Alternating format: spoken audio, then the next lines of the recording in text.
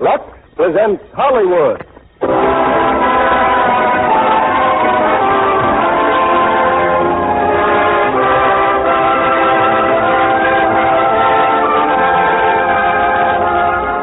Lux Radio Theater brings you Grissley's Millions, starring Pat O'Brien, Lynn Barry, and Elisabeth Risdon.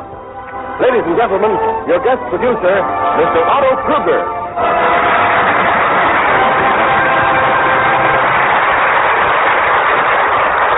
Good evening, ladies and gentlemen. Not long ago, one of Hollywood's busiest screen authors visited a mining town in Colorado to forget the cares of writing. And while there, became intrigued with the gaunt, decaying mansion of the town's most prosperous miner. A giant ruin of a house with tottering cupolas and echoing towers, moss-covered walls and shutters creaking in the wind. Well, you can imagine how that might affect the mind of an accomplished mystery writer. But you don't have to imagine, for tonight we bring you the story inspired by that eerie setting, Grissley's Millions, a mystery thriller from Republic Pictures, producers of the soon-to-be-released Earl Carroll's Vanity. Among our stars is a gentleman experienced at solving many of the screen's most baffling dramas, Pat O'Brien. With him is a charming lady from Virginia and New England, brown-haired, hazel-eyed Lynn Barry. And third in tonight's cast, in the role that she portrayed so ably on the screen, is Miss Elisabeth Risdon. Together, this trio has conspired not only to challenge our wits, but to frighten us out of them into the bargain. And to warm our heartstrings with a strange and tender love, too. For with spring officially 2 days away, it's only fitting that we add a touch of romance to our story. In fact, a little romance never did anybody any harm. Only it's not always easy to get. Grissley's Millions couldn't buy it. Now, the first act of Grissley's Millions, starring Pat O'Brien as Joe, Lynn Barry as Catherine, and Elisabeth Risdon as Leona.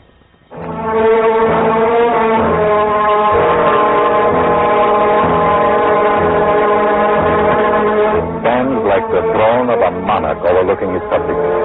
A huge, sprawling mansion of Grissley Palmer, looming in regal isolation high against the mountainside of Palmer City, founded and named by old Grissley more than 40 years ago. But Grissley won't live in his mansion much longer. For the past week he's been dying. And down in town, his sorrowing relatives talk of nothing else. Relatives like his nephew, for instance, John Fry. John runs the Palmer City funeral parlor. Well, let's see. Yes, sir, Albert, that's probably the finest casket in the state of Colorado. It's certainly the biggest, Mr. Fry. Uncle Grissley's orders. Now, let me take a look at that plaque. Sure you got it centered right? Oh, right in the middle. Grissley Morgan Palmer, pioneer and founder of Palmer City, Colorado. Born January 1st, 1861, died August the blank, 1944. Well, Albert, I guess that's all we can do for now. What about the August the blank? Well, we can't engrave the date till Uncle dies, can we? No, I guess we can't. Yeah, it'd be just like that old tightwad to double-cross me and live till September. Oh, Doctor, and he promised you. Yeah, and he better be right. Today's the 25th. But fine, look who's coming, young Tom. Yeah, stick around, Albert. Maybe you can start engraving that date right now. Yeah, come in, young Tom. You got news, huh? Well? No, he's still alive, Johnny. Oh, he is, just sent me into town for some last-minute errands. Casket all finished? Take a look. Send it right up to the house, John. He wants to check up on the job you're doing. Yeah, and I know why he wants it set out. So Ellison Hayes can seal him up as soon as he dies. Ellison's his lawyer, ain't he? Yes, he's got to do it if Grissley says so. As long as I've worked for him, he's always said so. Said what? That once he's dead, he wants to be buried. So don't want folks stand around gaping at him. Be that as it may, he wants that sarcophagus brought up right now. He's lying out there cussing and groaning. Where are you going? To see the rest of the sorrowing relations. He wants you all there tonight to say farewell. I reckon I'll go to the flower shop first and call on June and Fred. Well, be seeing you, young Tom. I guess you will at that, John. I'll be 72 next birthday. Won't be long.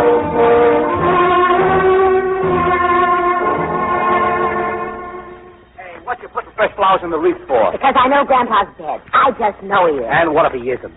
Just like throwing 2 dozen roses out the window. Now give me them. Fred. What? How long after he's dead will the will be read? Right away. I've told you 100 times. And you better get the money right away, because I've got my reservations to Reno. And if you just dare back down on that elephant, I'll give it to you. Hello, you two lovebirds. Young Tom. Oh, Grandpa's passed away. Not yet, cheerful. He just wants to kiss you goodbye tonight. Should we come for dinner? After dinner. Where's Leona Palmer? At her bookstop, of course. Where else would she be? She and that snip of a daughter. Just ask. You and your tears.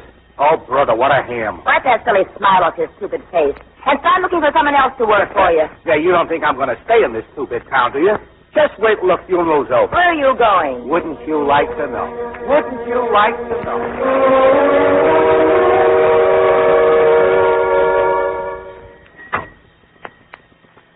Young Tom. Oh, how is he? Your father-in-law is sinking fast, Leona. Wants everybody up there tonight. Oh, what a shame. Is there anything I can bring in? Maybe a good book. Grissley wouldn't know what to do with the book, Leona. You know that. He'd probably try to drink it. Just you come and bring Maribel. Bye, Leona. Have to see Bob now at the drugstore. What did he say, Mother? Grandpa's drinking fast. Well, it's about time, the drunken old miser. Maribel. Well, it's true. All that money and never giving us a cent, not even when Father died. Well, don't. Now, don't upset yourself. We'll soon be far away from Palmer City. Let me take the plane. I want to fly, Mother. I want to fly to Hollywood. We'll be lucky if we get bus tickets. Now, turn around. I'll finish fitting your dress. Oh, you do make lovely dresses, Mother. Wait till they see you in this one. My baby. An actress in Hollywood. I'll be more than an actress. I'll be a star. And I'll have all the clothes I want. Closets full of clothes and fur coats.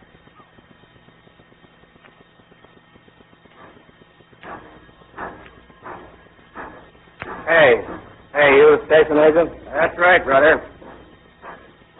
That train that just pulled out, did you see a man get off? Yes, so you get off. He wore a dark blue suit and a gray hat. Oh, him, sure. Asking the way to old Grissley Palmer. Probably a king coming to the funeral. A little early, though. Maybe still hanging on. How do I get to the Palmer? That's up that way, side of the mountain. Road ain't too good, though. Ask young Tom there. He works for Grissley. Young Tom? We call him Young Tom to tell him apart from his father. Father's Old Tom. What do they call his grandfather? Grandfather? What are you talking about? Hey, Junior. Calling me? Yeah. Do you mind telling me how to reach Grissley Palmer's place? You and the old man's real, too? No, I doubt it. I don't even know who he is. Ain't never heard of Grissley Palmer? No, ain't never. I'll be darned. He just built this whole town, that's all. Oh. This whole big thriving city? Sure did. Come out here with nothing but his bare hands. Found himself a gold mine and made $1 million. I'm going up to the house now. Give you a lift? No, thanks. I'll hire a car. I'd just like to know the way. And go out that way. Take the first dirt road. Can't miss it. It's all walled in except on the ravine side. Just a great big dump built on top of the mountain.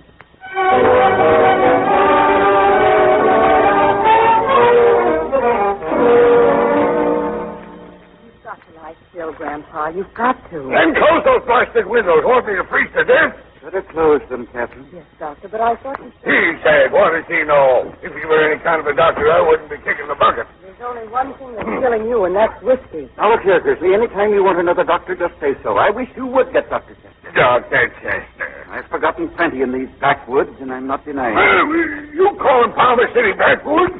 Put down that gun, Grissley. Grandpa, what's the matter with you? Had it under his pillowcases. Had it under his pillowcase. You're not scaring anyone. We know it isn't loaded. Now give it to me. Not loaded, huh? Pull the trigger and see. You're so smart, aren't you? You're Stop it, will you? You're horrible. What if I shot someone? You took the bullets out and I put them in again. Let me have it. I certainly won't. I said let me have it. Here. That's better. Well, Grissley, Hear the shooting just now? can't hear nothing outside that door. My granddaughter just like to murder me. That's the line. Look, over by the window. John just brought it up from town.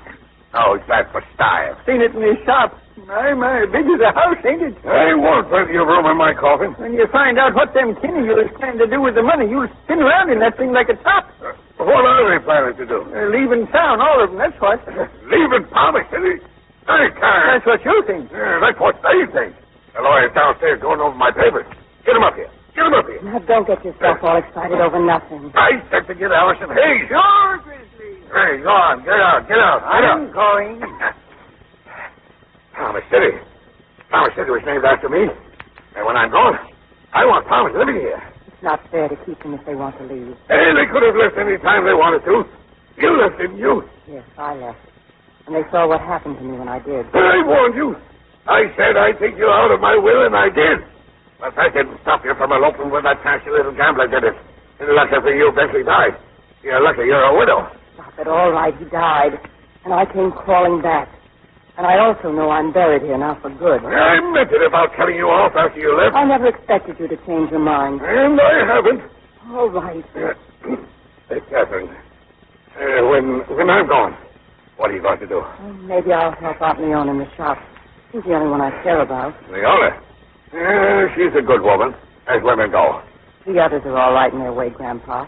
Don't tie any strings to what you leave them. I don't want a penny of my money to get out of this town. I found it here, and they're going to spend it here or nowhere.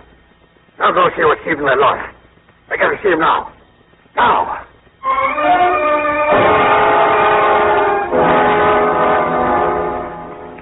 Catherine? Oh, come in, Ellison. Yeah, you were right. He insisted on changing the will. Oh, but that's terrible. He's let them count on it all their lives. You care about them. They're never worried about you. I know how it is to want to get away from here. I'm sorry I'm not a more successful man, Catherine. Maybe if I'd left here, I would have been, but, well, I always thought this town would grow, and I'd grow with it.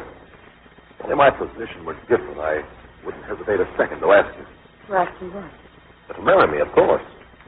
You'd never guess. Ellison, I'm never going to marry again. Just because you were unlucky once, dear, that doesn't No, mean... please. I like you, you know that. But I'm much happier the way I am. Happy. You're not even alive. You haven't been since you came back. I meant what I said, Ellison. Hello? Yeah, just a minute. Where's the gatekeeper, Captain? There's a man to see you, a Harry Walsh. Walsh? He says it's important. Well, he was a friend of my husband's.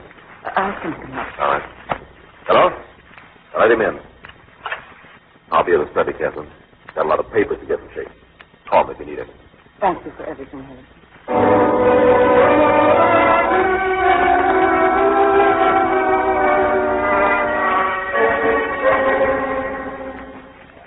There in the parlor, Mr. Walsh. Thanks. Well, Catherine, Louis. that all you can say? Who was she, the old dame who showed me in? John Tom's wife, Maddie. Don't worry, she never met you. I'm not worried about a thing, Catherine. Mind if I put down my hat? Well, surprised to see your husband? Why did you use that other name? Why? Because you wouldn't have let me in. Keep staring at me.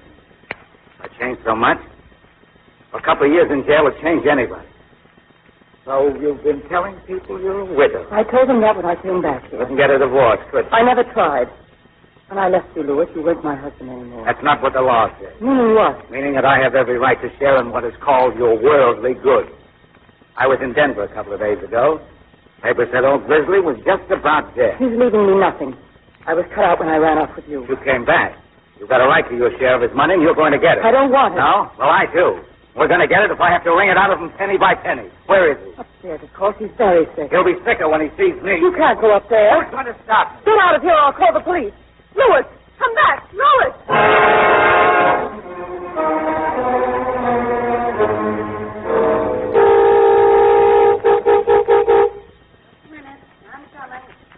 You don't have to open the gates. All I want is a little information.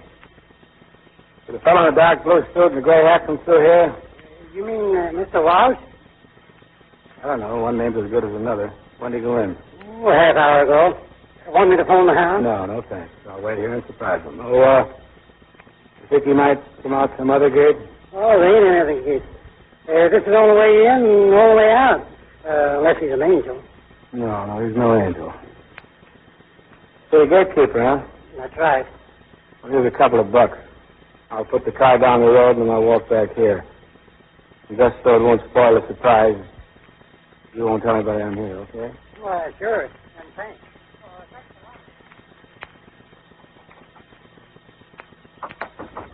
Mr. Palmer.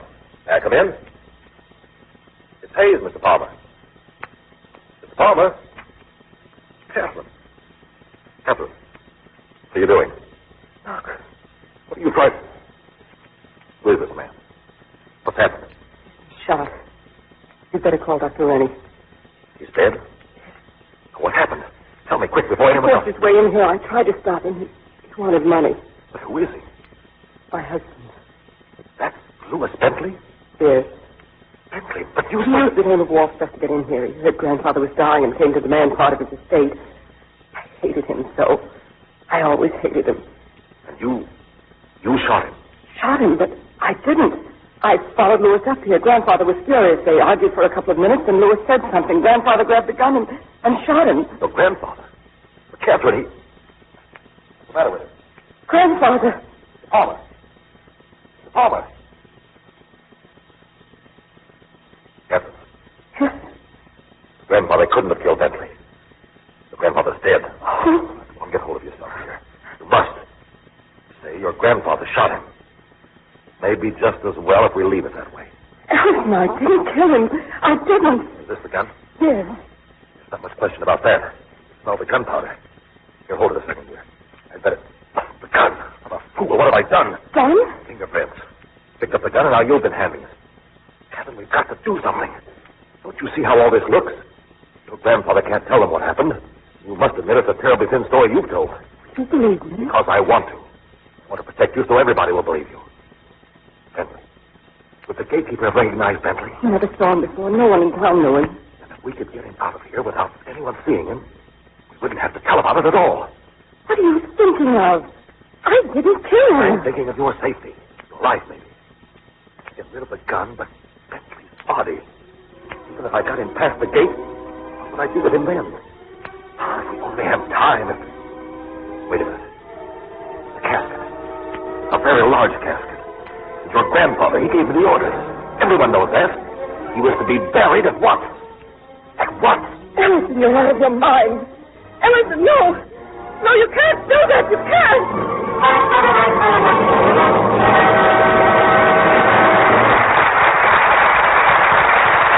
In just a moment, Mr. Kruger and our stars will return with Act 2 of Grissley's Million.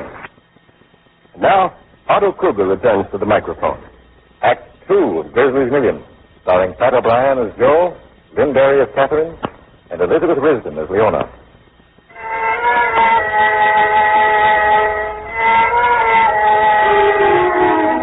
Everyone in Palmer City knows that Grissley Palmer died yesterday of heart failure and alcohol. Everyone also knows that his last instructions were carried out to the letter. He did not wish to be viewed, and no one has viewed him. The casket was sealed immediately. And now in Palmer City, the funeral is over.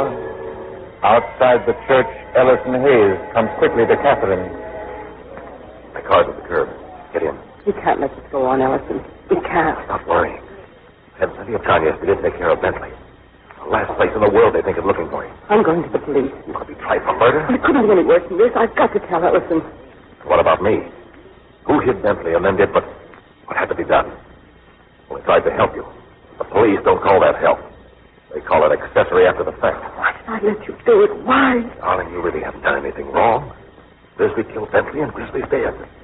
Time we'll both forget all about it. By the way, you able to burn Bentley's hat? No, not yet. It's still in the hall closet. Do it as soon as you get home. Come on, now, buck up. We'll drive out to the cemetery. Oh, Mrs. Bentley, Yes? I'm sorry to bother you at a time like this. My name is Joe Simmons. I tried to see you this morning, but the gatekeeper... Surely you understand, Mr. Simmons.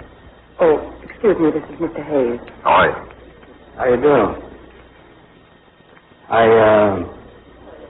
I'd like to talk to you, Mrs. Bentley, on business.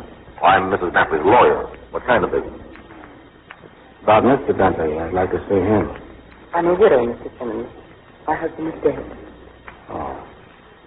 Well, do you suppose I could see you later, say about 4 o'clock? I'm afraid that's impossible. All the relatives will be at the house at 4 o'clock. I'm reading Mr. Palmer's will. I see. Well, maybe some other time.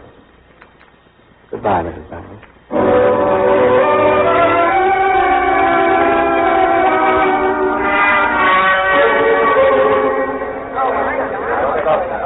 And now, if you good people will stifle your tears, I'll get to the subject closest to your heart. Grissley Palmer's will. Listen carefully, please. I, Grissley Morgan Palmer, being of sound mind, hereby instruct my executors, Ellison Hayes and Dr. William Rennie, in the disposal of my worldly goods. First, to my faithful servants, Thomas and Mattie Parker, I bequeath an annuity of $500 a month for as long as either of them shall live. Second, and finally, the remainder of all my property and personal effects I bequeath to my granddaughter, Catherine Palmer Bentley, to have and to hold for her lifetime. At her death, to be divided equally among my other heirs, at which time I hope they will be too old to think of leaving Palmer City. That, ladies and gentlemen, is the will. Oh, you promised me that he'd leave you at least $100,000. You promised me the day we were married. Shut up. Oh, the shock of it. I've been counting on it. I even bought some of it. Oh, Mother, what'll we do? Oh, I hope he just burns in everlasting misery. Maribel, what a thing to say. Well, it's the truth. That expression on your face, dear, you wouldn't want it to get wrinkled that way, would you? I'm really sorry, Aunt Leona. My dear, it certainly isn't your fault. I didn't know he'd changed his will. You know I didn't ask him to. I know you didn't. My poor baby is certainly very, very disappointed. They've all gone, Captain. Why did you let him change the will? You know I didn't want his money. I simply carried out his instructions, dear. But, Catherine, I want to tell you, please don't think I asked you to marry me because of the money. Doesn't matter. But it does. I care a great deal about you. You've done a great deal to protect me, Ellison, I know. I want to go on protecting you. You will, won't you? Marry you? And I think you'd feel safe if I... Legally, we couldn't be forced to testify. Legally, we couldn't be forced to testify. Legally, we couldn't... Well, it's not that I want... Miss Catherine, a man here to see you. Oh, Mrs. Bentley. Mr. Hayes. I thought Mrs. Bentley told you... Come in, Mr. Simmons. I'll phone you tonight, Ellison. All right. Goodbye, my dear. Ah, you must be a very persuasive man, Mr. Simmons. The gatekeeper had orders to keep everyone out except the family. Well, once in a while, this makes me one of the family. I hate to have to flash it. It kind of scares people and spreads talk. Please. Please. There's been a series of very phony deals all through the Northwest, Mrs. Bentley. All of them involving your husband. I followed him from Seattle to Frisco to Denver and now to Palmer City. But I'm getting kind of tired now and I want to see him. He isn't here. He went through that gate yesterday and he hasn't come out. This is a very big house, Mr. Simmons, and the estate runs for miles. But you're welcome to stay. I've already started. You have? Out there in the hall while I was waiting just now, there's a hat in the hall closet. The same gray hat I followed all the way from Seattle. I can only repeat he's not here. If you're ready to continue your search, I'll have the servant show you around. Thanks, I'm ready.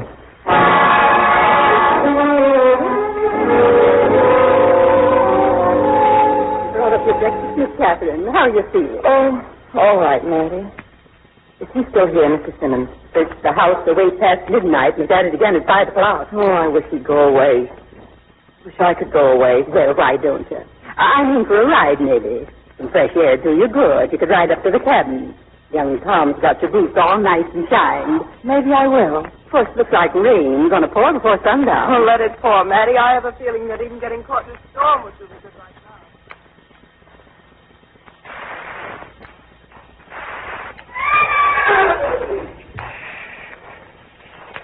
Be quiet. Nice horse. Nice horse. Shut up, horse. Hello, Mr. Simmons. Haven't you enough sense to come in out of the rain? Oh, hello. No, Mr. Bentley's not in here either. It's kind of wet, isn't it? Come in. Thanks. But on one condition. No more questions. Okay, no more questions. Sit down by the fire. Got some coffee going. How'd a girl like you ever come to marry a hero like Bentley? I don't know. Except I was very young at the time. Furious because my grandfather wouldn't let me leave Palmer City. Not even to go to college. And then Bentley came along. He had escaped, fights, and everything. We went off, got married, and started traveling. Soon found out we had a good reason for traveling. Yeah, I can imagine. Well, I stood it as long as I could, then I left him and came back. I told him that Lewis had died. What did he do, Bentley? No questions, remember? Look, I don't enjoy running down business, not when it involves people like you. My husband was here, and now he's gone. That's all I know. Bentley hasn't left town. He hasn't even gone through those iron gates. No, because he went out another way. That's the only way. I've looked around and made sure. There's a way no one else knows. Only Ellis and Hayes. To cross the ravine. A big tree fell across the ravine years ago. It made a kind of bridge. It's dangerous, but you can cross and get out through the lower orchard. I used it all the time when I was forbidden to see Lewis. You want me to believe that Bentley left that way? Obvious, isn't it? I'd like to take a look at that tree. Can it wait until after coffee? Yeah, I guess so. Hey, that smells wonderful.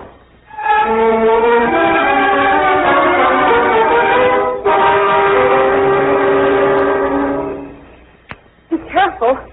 Look, you gotta come back. In a minute. Besides, if I fall, I'd only hit that ledge. Well, we don't issue any guarantees. Hey, how deep's the ravine? About 200 feet. Yeah. Hey! You must have had a terrific jam for Bentley. Look out! Oh. What was that? Come back here. Yeah. Look at the ravine. It keeps falling away whenever there's a heavy rain. Oh, I guess you're right. The bridge has been used recently. How could you tell? What? I thought the rain would have washed away his places. Rain doesn't wash away vines. The tree is covered with vines. They've been stuck. But you believe me. I believe what my eyes see. Same thing. Oh, there's nothing in this story. Bentley never got out this way, and you're amazed that I found out it's been used at all. Now, why don't you tell me the truth? I tell you he's gone. Why don't you leave, too? You'll never find him here, and you'll only make trouble for me. You don't need any help when it comes to making trouble. But, take a tip from a guy who's seen a lot of people in trouble, Mrs. Bentley. There's always someone who can run just a little bit faster than you can. Why don't you slow down and turn around? All right. Here's the house this afternoon. I'm going to call the police chief. Adam? Yes, I'd like you there, too. Well, that's more like it. That's a lot more like it, Mrs. Bentley.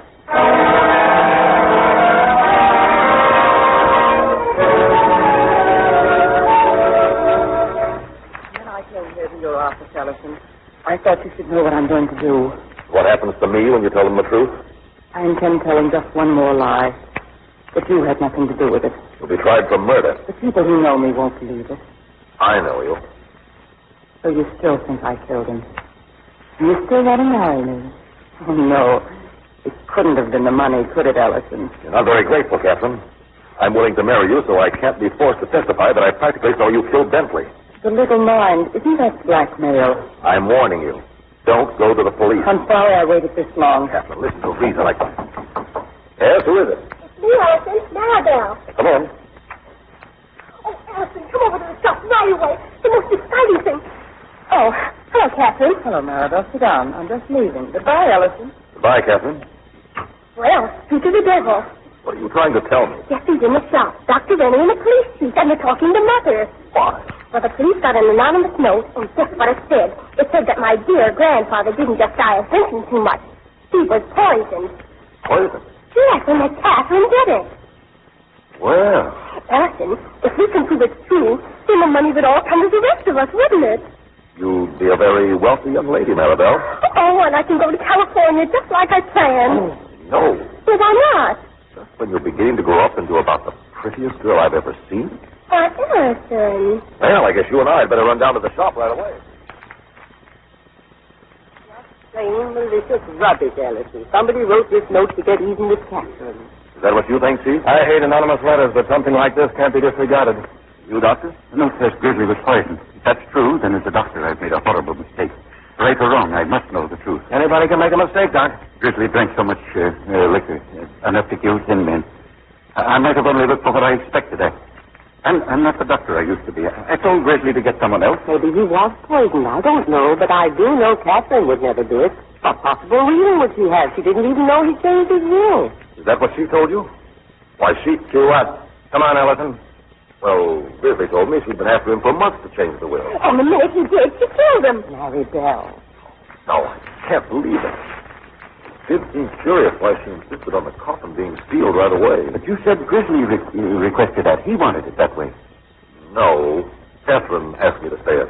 Well, are we just going to stand around here and never get away? Now, wait a minute. We're jumping to conclusions awful fast. Look, Chief. Yeah? Captain Benton just stopped by the station. Asked could you come out to the house. You and Dr. Rennie, she'd like to see you.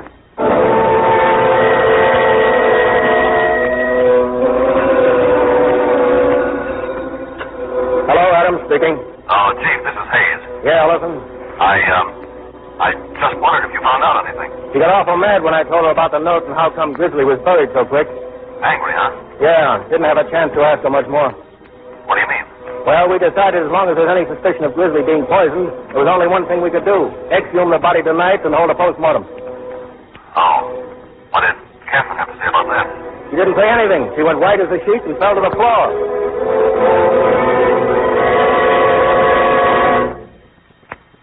Awake yet, Matty? No, she ain't awake yet. You mind if I wait here? Certainly I mind. Why didn't you go back to town with Adams and the doctor? How hurdle she faints and then sitting here raised up pounce on her the second she wakes up. What are you going to give her? Just a pill to put her to sleep. All right. Oh, yes. How do you feel, dear? A little groggy.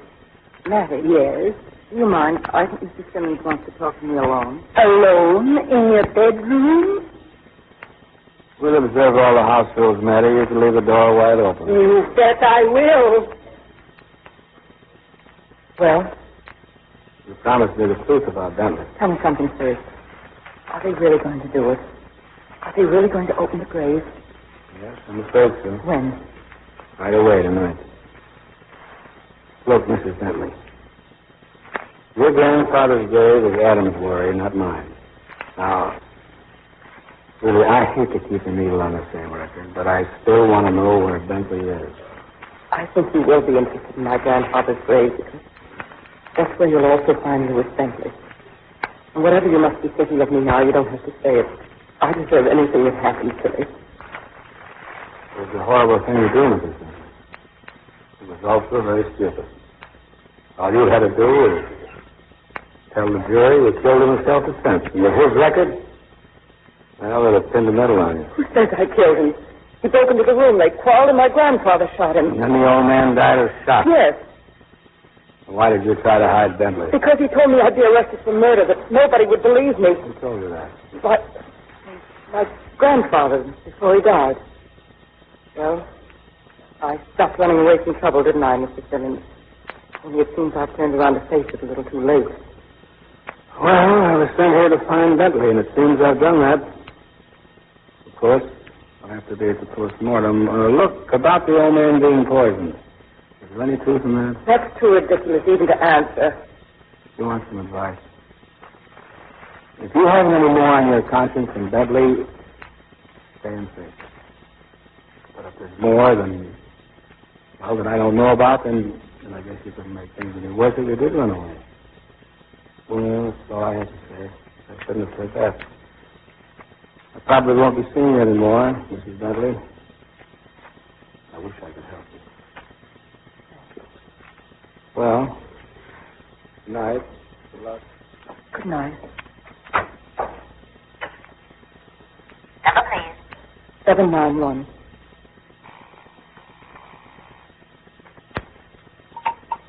Hello? Ellison? Yes? Catherine, I thought I should warn you. They're going to open the grave tonight. No matter what happens, I want you to know I'm not going to involve you. You can count on that. I don't think I can count on anything. There's only one thing I can do. I've got to get there before the authorities. Oh, you can't. That's ghastly. Quiet. I should have tried to help you. Now that I'm in it, I've got to see it through. I'm leaving here right now. I'll meet you in the lower orchard. And hurry now before we both hang. No, please. Don't even try to do that. You'll be caught. Ellison, don't you hear me? You can't do it because I've already told. Hello. Hello, Ellison? Answer me, Ellison. I know you're still there. I can hear you breathing. I can hear your wristwatch ticking. Ellison. Hello. Hello.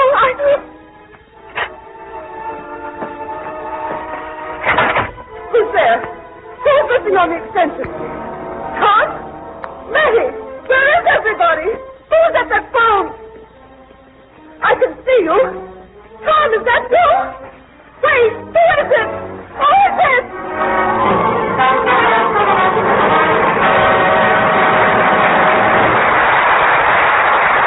We pause now for station identification. This is CBS, the Columbia Broadcasting System.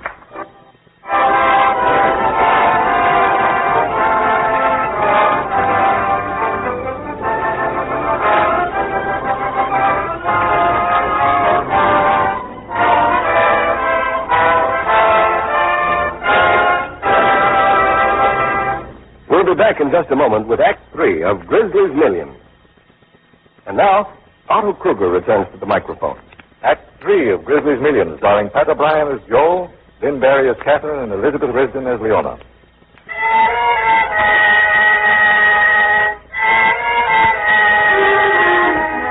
hours have passed since Catherine rushed into the night in pursuit of a shadowy figure. Someone who ran swift and sure to the fallen tree that bridges the ravine. Then paused there and waited for the girl. Meanwhile, in Palmer City, Police Chief Adams, Dr. Rennie, and Joe Kimmons have made 2 ugly discoveries. They've found the body of Louis Bentley. They've also found that Grisly Palmer died of arsenic poisoning. Joe has suddenly decided to drive back to the Palmer mansion. With him, white and shaken, is Dr. Rennie.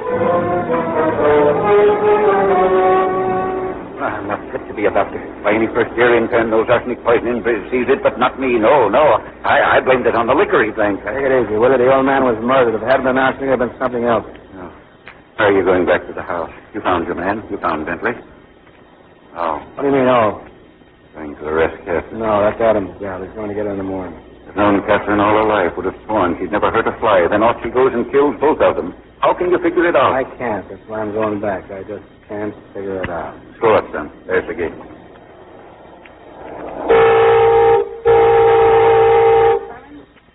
What do you want around here this time of night? All right, open the gates and hurry up. Oh, the detective. Yeah.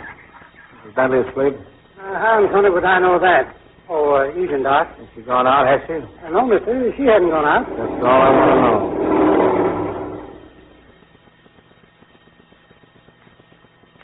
Where could she have gone? Even if Catherine wanted to, how could she escape? The gateman said... Wait a minute. Coming back in, Tom and Matt. She ain't here. She ain't nowhere in the house. What are you trying to do? What do you want of her? Stay here to see if you keep searching. I'll be back later. Where are you going? To the ravine. Don't stand there. Look for her.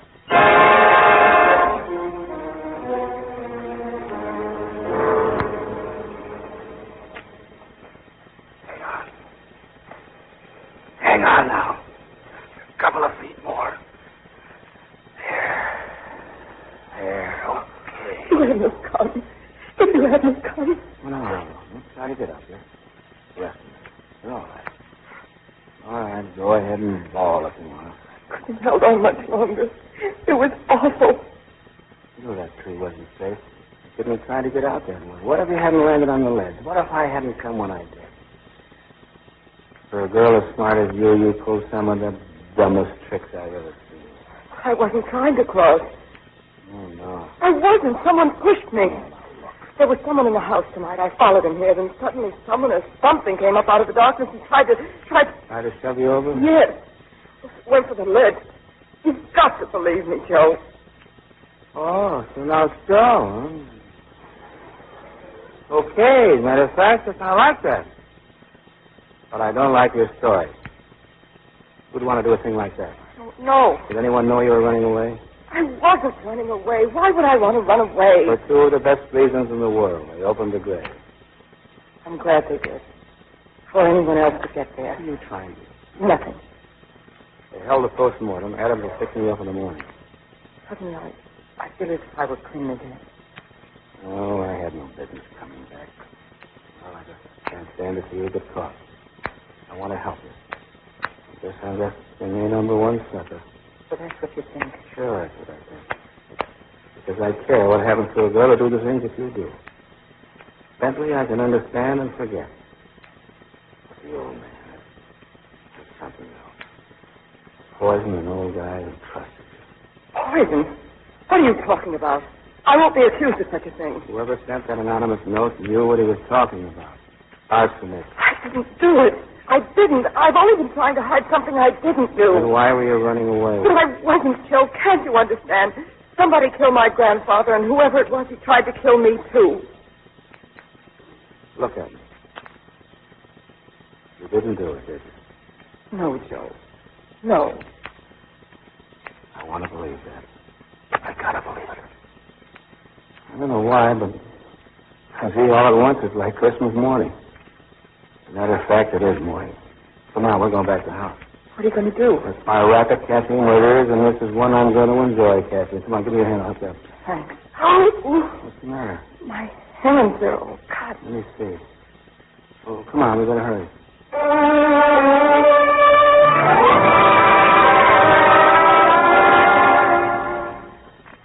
She's all right, isn't she, Doc? A few bruises. Her hands were cut up a bit, too. She's going to bed. Really, Joe, I simply can't understand. Yeah, I know. It took me a little while, too. Look, Doc, whoever killed Grissley Palmer tried to murder Catherine. Except no one would have called it murder. Everything would have pointed towards suicide. I'm very fond of that girl. I hope you're right. Where's young Tom and Maddie? Come back to the room. Good. Get Adams on the phone. Tell him Catherine's had an accident. She's unconscious. Unconscious? Tell him she is. Tell him she's in no condition to talk for another 24 hours, and then see. It's almost dawn now. Tell Adams it's absolutely impossible for Catherine to leave here all day. What about you? He knows you came here. I'll explain everything to him later on. But right now, I want you to lay it on good. Tell him I've gone, Catherine's all alone, and now if you do that, in a couple of hours, everybody in town is going to know about it. Then the murderer will know about it, too. And it's just what I want. You'll know you'll have to finish the job tonight.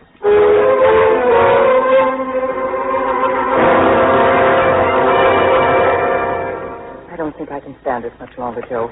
What time is it? Almost 11. I better get back to my closet.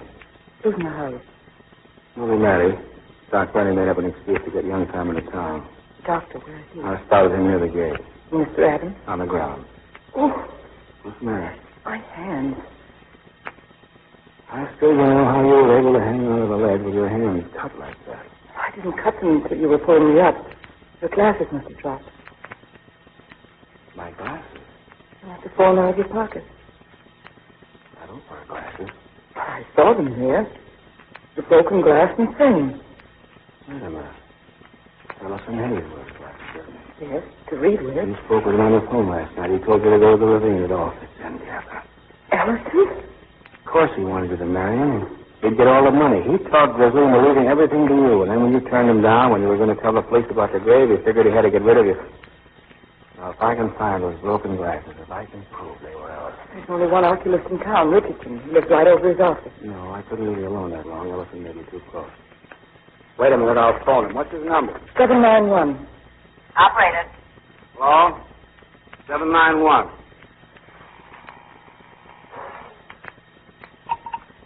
Hello? Mr. Hayes?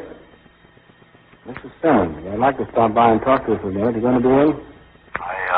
I'm sorry. I was just leaving. I'd appreciate it if you'd wait. I can be there in half an hour. All right. I'll wait a half hour. Thanks, I'll hurry. Joe, you can't make it in half an hour. I know it. But Hayes won't dare go out now till I see him. No, you just relax. I'll be back before you know it. I'll send Maddie in to stay with you. Be careful, Joe. Sure. Maddie. Oh, Maddie. Maddie went into town, Mrs. Simmons. Who's that? Oh, hello, Aunt Leona. Maddie phoned me and asked me to sit with Catherine. Oh, gee, that's fine. That's the second got here. Don't leave her with you.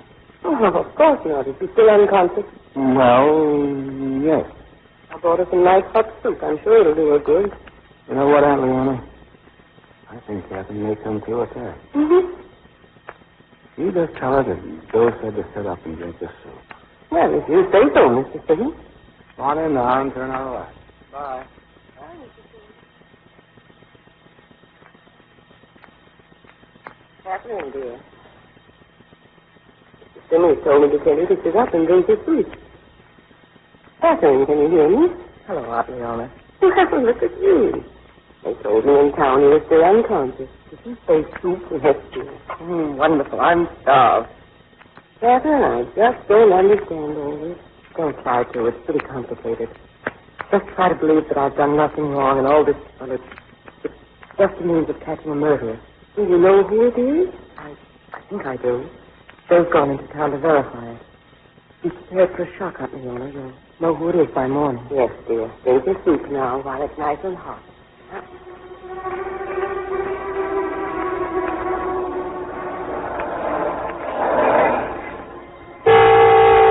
Well, watch your horse. Mrs. Vanderwerf? Oh, she'll be all right. Just open the gate. You didn't leave her all alone up there, did you?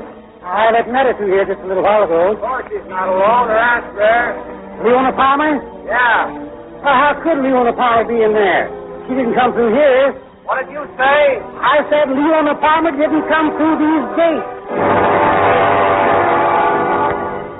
Oh, the soup was wonderful, Aunt Leona. Oh, I was so sleepy. Do you good to rest, and I'll sit here with you.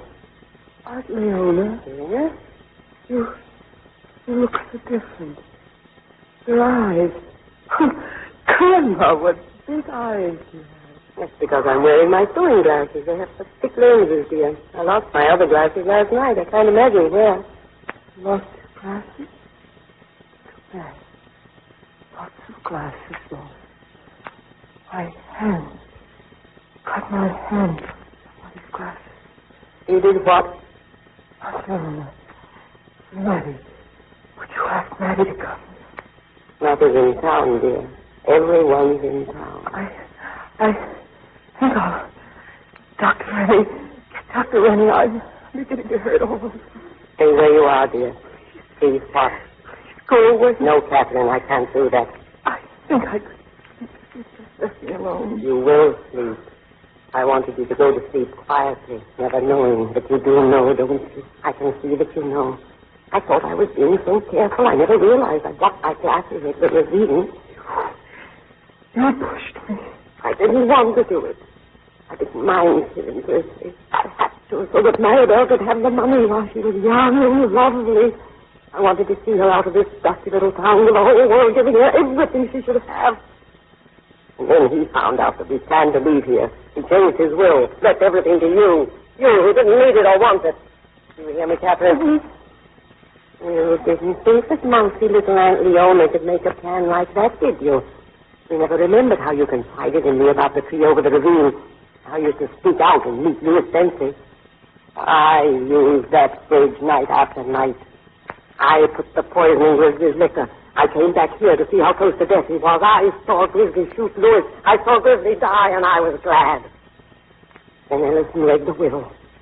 And I knew that before Maribel could be free, I had to get rid of you, too. No. Ellison, what a stupid young man. He had his plans, too, didn't he? He doesn't know about me. But all the time, he was helping me, not knowing it. Of course, he wanted to get you at the cemetery. He knew they'd find you. He knew when he spoke to you, they were already there, Chief Adams and the rest. Yes, I know all about it. I was the one you heard on the telephone extension. I was the one you followed. I didn't like to do it. I'm sorry to have to do this now. But I must. For my daughter. A pillow. Over your face. It won't hurt you, dear. The soup you drank, there was sleeping powders in it. I sleep on the bed myself. When they come back, they'll find us. But I'll only be asleep. Get away from her. Hurry, Joe. Black coffee. How is she, Sal? Sleeping powder, she said. Come on now. Get some egg whites and salt water and put that coffee on. How is she? Can't you tell? We'll know in a little while. You've got to keep her on her feet. Leona. Leona's gone. Well, let her go. Adams is out there. Now he's got to save her.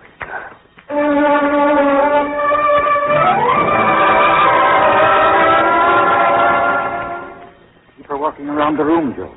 Look, you see? She's coming around. Catherine. I said keep her walking. Oh, I'll walk to my feet. I doubt if that'll be necessary. Another half hour, maybe. Doc, Simmons. In here, Chief. How is she? She'll be all right. And Leona? Dead. We chased her to that tree you told us about, Simmons. She started over it like a cat. Then I don't know what happened. Whether she did it on purpose or not. Anyway, she stopped for a second, and it was almost like she was praying. We found her at the bottom of the ravine. Poor devil. Oh, she's like a devil. Made my blood run cold listening to her. She confessed everything. Joe and I heard her outside the door. Well, lucky you were here to hear her. That's all I can say. If that statement hadn't called me back, I'd still be chasing Ellison here. He'll be taken care of if you ask me. I'd do something. Hey, Doc. Look at her eyes. She's opening her eyes. Catherine. Joe? Well, Chief, suppose you and I go downstairs and get us a nice cup of coffee. Coffee? There's a whole part of it right under your nose. I said, suppose we go downstairs and get us some coffee. Oh, sure, Doc. Joe, darling. Joe? Wake up, sleepyhead. It's going to be a wonderful day.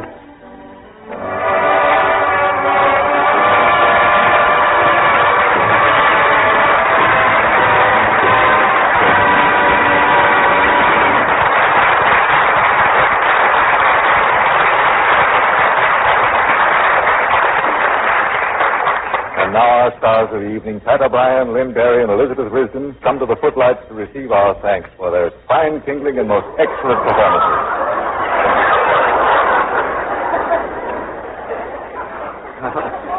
It seems to me, Otto, that you're taking it pretty easy tonight. Well, Pat, you get to be my age, you deserve to take it easy. You mean as the years wear on and I begin to shave that I can look forward to producing luck some Monday night? I think so, Sonny. I can pick my own leading lady, Pop. Quite a responsibility, Pat. Picking the right girl for the right part. Well, it's the kind of responsibility I'd like to take on when I'm young. Well, maybe we can make a deal, Pat. If you produce luck, will you use me in the cast? If we have a good juvenile role, Sonny. I must say, Otto, Elizabeth makes a pretty scary murderess for someone so gentle in real life. I'm wondering about my patients at the Sawtell Veterans Hospital, where I work as a Red Cross nurse's aide. Well, how come you're worrying, Elizabeth? Well, they've been listening tonight, and they've never seen this other side of my nature. When I bring them their trays tomorrow... Well, they were scared of such a thing, and I don't blame them. Pat, don't tell me you're easily frightened. The great detective who always makes them come clean. Yes, Lynn, but I believe in making them come clean the easy way. By giving them luck, star of stuff.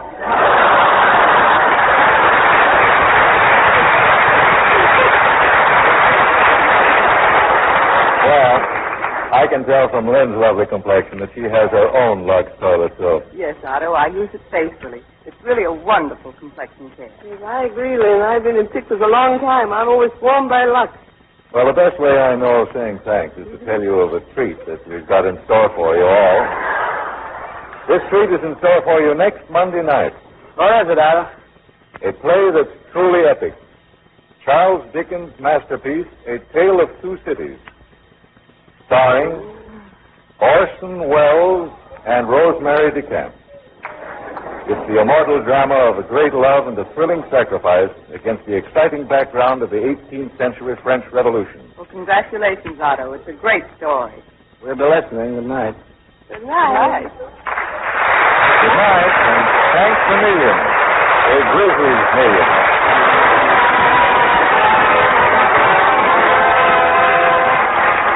Our sponsors, the makers of Lux Toilet Soap, join me in inviting you to be with us again next Monday night when Lux Radio Theater presents Orson Welles and Rosemary DeCamp in A Tale of Two Cities.